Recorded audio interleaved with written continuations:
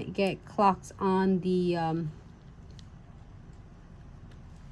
needle part. So I am go ahead and do a little bit exam and check around the crystal and the charms, and I feel scratchy right here.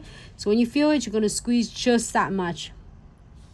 Little go a long way. You don't want to flood it your crystal because it's going to make the crystal looks really dull and it doesn't look precise and crisp look. So you're going to go ahead and seal on around the metal frame and seals on the top of the beads. And now with seals on the top of the frame, I'm loving it.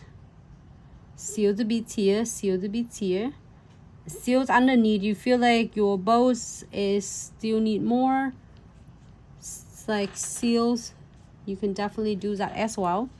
And keep in mind, you can do that more than just one time if you feel like after you clear and it's still scratchy. So then you can go ahead and seal it again. Just remember to doing it like flash clear for 30 seconds, so then they won't not going to make it looks really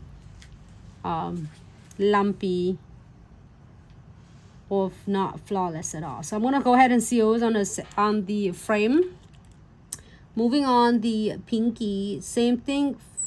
I'm gonna seal on the frame, whether it's metals, silver or gold. I'm gonna seal it to make sure that is definitely stay nice and prevent from getting tarnished, especially with metal centerpiece. All right, so we're gonna go ahead and clear this for 60 seconds. If you need to go back again, definitely clear for flash clear 10 seconds, and then you can seal it again.